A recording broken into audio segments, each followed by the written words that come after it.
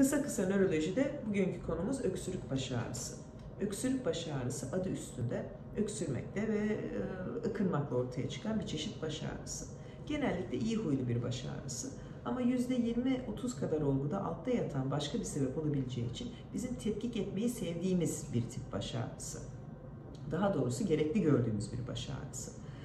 Karakteristik olarak 40 yaşından sonra yaklaşık %1'imizde görülen ıkınmakla, öksürmekle, şarkı söylemekle, ağlamakla, gülmekle veya ağır kaldırmakla ortaya çıkan, o hareket sırasında ani olarak başlayan, saniyeler süren, nadiren 2 saate kadar uzayabilen, başın iki tarafını birden tutan ve genellikle de bulantıyla kusmanın görülmediği bir tip baş ağrısı.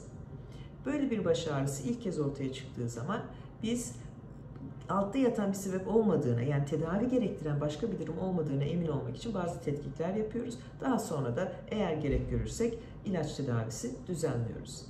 Tabii şunu belirtmek lazım, tüm baş ağrıları öksürmekle, migren ve sinüzit gibi baş ağrıları da dahil öksürmekle veya vücuttaki basınç değişikliklerinden etkilenerek artabilir. Ama eğer bir ağrı hiç yoktan sadece öksürmekle veya ıkınmakla ortaya çıkıyorsa o zaman bir nöroloji muayenesi olmanızı öneriyoruz. Geçmiş olsun.